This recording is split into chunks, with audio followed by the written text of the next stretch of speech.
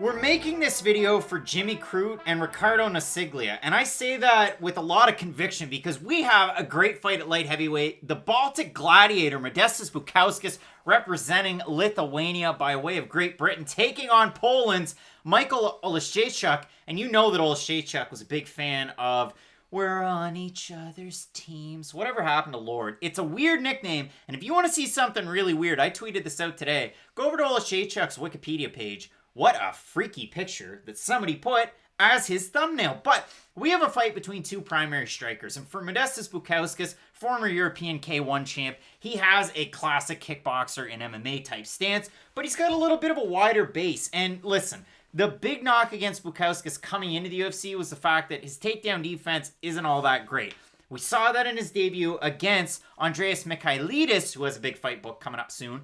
And in that one, listen, they went tit for tat in the first round. Michailidis goes for a takedown at the end of the first round, and then Bukauskas goes full Travis Brown. We're starting to throw those elbows. Did they land in the back of the head? I don't know, but if you're Michailidis, if you're going to lay back, don't lay back into an open cage door and fall out a little bit. Not a good look. Because that's how you lose a fight, and the referee's just going to say no dice. So we had that in Bukauskas' debut. He gets the win. He wins by TKO. Everybody's happy if you're in the corner of Bukauskas. Then he fights Jimmy Crute. And Jimmy Crute does what Jimmy Crute does. He doesn't take him down. He just spams right hands. And you could see it from the start. There was a huge lapse in defense from Bukauskas where Crute's overhand right started to land. And he just continued to go for it. And he landed with great effect in that fight. For Oleksiejczuk, he comes in looking like a wrecking ball. He beats Khalil Roundtree, has some USADA issues. Then he wins two more. He fights Jean Vellante and goes all the way to the body. And listen, we've seen it from Jean Vellante at 205 and 265. You're going to beat him? Hit him to the body. That was a violent punch, though. The cheeseburgers don't help. And then he fights Cherant and Tigulov. And if you want to see a sloppy 45 seconds of MMA, it's that fight because Oleksiejczuk just kind of runs around. He kind of lands some uppercuts and he gets Cherant hurt. They end up on the ground. They get back up. It's a crazy sequence. The things you can tell, listen, Oleksiejczuk knows which punch to throw. I mean, and that sounds really stupid, but he knows exactly, hey, I've got this guy hurt, and even though his hands are down, I can land through the guard and hit an uppercut. He knows exactly when to run away, which you don't often see. I mean, you say, well, listen, Overeem knew when to do it, and JDS didn't know how to, but Oleksiejczuk knows how to do it. So he wins those two by finish. He gets Von Prude, and then he fights Jimmy Crute. Matt, Jimmy Crute landed takedown after takedown. I wrote the numbers down. It was 8 out of 11 takedowns in that fight, 8 out of 10. It was insane because it was kind of funny. You'd see one and you'd think, well, was that a takedown? Are they scoring that one? And then all of a sudden it was 5 out of 5 have already landed. And he just continued to take him down. He got him in one of those Kimuras where I thought this guy's shoulder's going to pop out of his socket. It didn't, maybe, but you lose to Crute. So both of these guys have lost to Crute. But when I opened the video, I said a nod to Nasiglia. Bukauskas, Bukauskas is the champion from Cage Warriors. He beat Nasiglia to punch his ticket into the UFC. For Oleksiejczuk, he also beat Nasiglia. It was with Fight Exclusive Night to punch his ticket into the UFC. So thanks, Ricardo Nasiglia, for both of these guys. They made it to the UFC off of your name.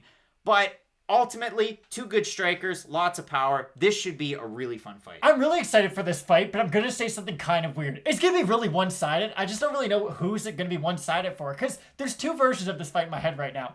It's the Modestas Bukauskas goes out there, uses great lateral movement. He's able to sort of pick apart the holes in Oleksiejczuk's game and start to land around his guard and really use his movement to his advantage.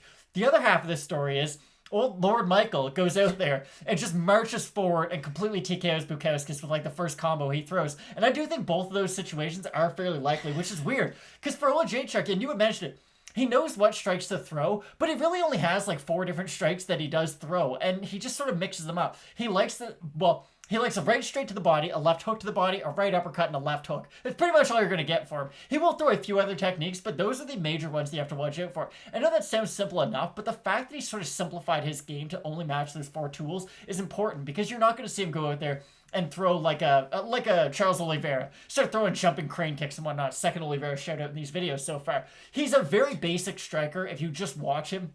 But what he's doing is high level. He's a very intelligent striker. And a lot of his fights, they're not lost on the feet. And that's for good reason. He does have insane power. He does have decent takedown defense. But again, that Jimmy Crute fight makes you worry. But I think that fight was more of a case of Jimmy Crute just a phenomenal grappler. And I know you can look at it two different ways. But I'm going to give Jimmy Crute a little bit of credit in that fight. When I look at Michal Oleksiejczuk, it's like handing a first grader Stephen King's Under the Dome. At first, they're going to look at it and go, well, this is over 1,000 pages. And then they open it and they go, what? I have no idea what this is. And if you watch Oleksiejczuk's facial expressions when he's fighting Jimmy Crute, it's like, holy shit, I'm a fish out of water. It's a good example. And again, it's hard to use the Jimmy Crute fight for either one of these guys because Jimmy Crute's in the top 15. He's going to beat a lot of guys at 205. Good fighter. So, yeah, exactly. There's no shame in losing to Jimmy Crute. The Open St. Preux fight was weird, though, because Oleksiejczuk was doing well to begin that fight, but the second he gets into that weird, like, I'm going to hold on to a guillotine, oh, wait, you're in side control, and I'm fighting Open St. Preux, I'm asleep, it's just weird. And his whole career's been odd, and that's the best way I can describe it. You look at what he was able to do to Khalil Roundtree, he completely exhausts him. He just looks phenomenal in that fight, honestly, but he was one juicy boy, so you don't really know how much that helped him in it.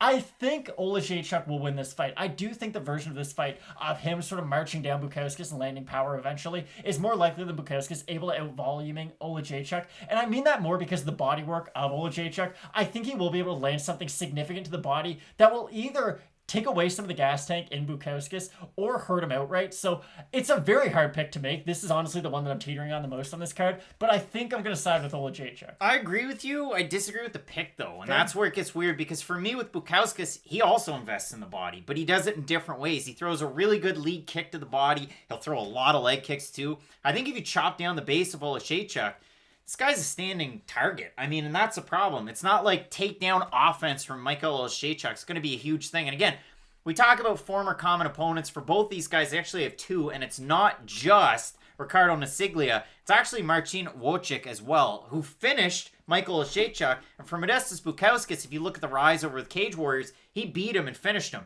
The trouble for him in the fight against Miocic, the fight against Nasiglia, it was a threat of the takedown, and a lot of the takedowns. But for Bukauskas, I'm not really worried about that with Oleksiejczuk. And he's a more classically trained striker. He moves laterally a lot more. He's just a lot more physically sound. So, again, it's power versus technique for me, and I like Bukauskas with the technique. So, don't sweat the technique. Great song. We look at the odds. Bukauskas open to plus 134. He's now to plus 127. For Oleksiejczuk, open to minus 167. He's now minus 154. So we bring up the Tapology votes where it gets fun. And look at that, Matt. We hadn't looked at these previously. 1,149 of them. 48% Bukauskas. 51% by knockout, 38% by decision. The 52% that have Oleksiejczuk, 20% by decision, 70% by knockout. I've seen both these guys get finished before. Wouldn't be surprised if somebody went with like the under 2.5.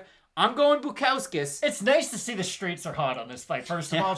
I hope both these guys get the credit they deserve. Because, listen, if Oleksiejczuk loses this and he for some reason gets cut on a 3-fight losing streak, it's a damn shame. And if Bukauskas loses and the UFC decides to get rid of him, it's also a shame. Like, both these guys definitely belong to be in the UFC. I am going to pick Oleksiejczuk. I normally pick the guy with the most technique, but I do think this time power's going to win out. But again, I'm really excited for this fight. And when the majority of people think it's going to end via TKO or KO, you know it's probably going to be a good one. Should be a great fight. I'm going Bukauskas.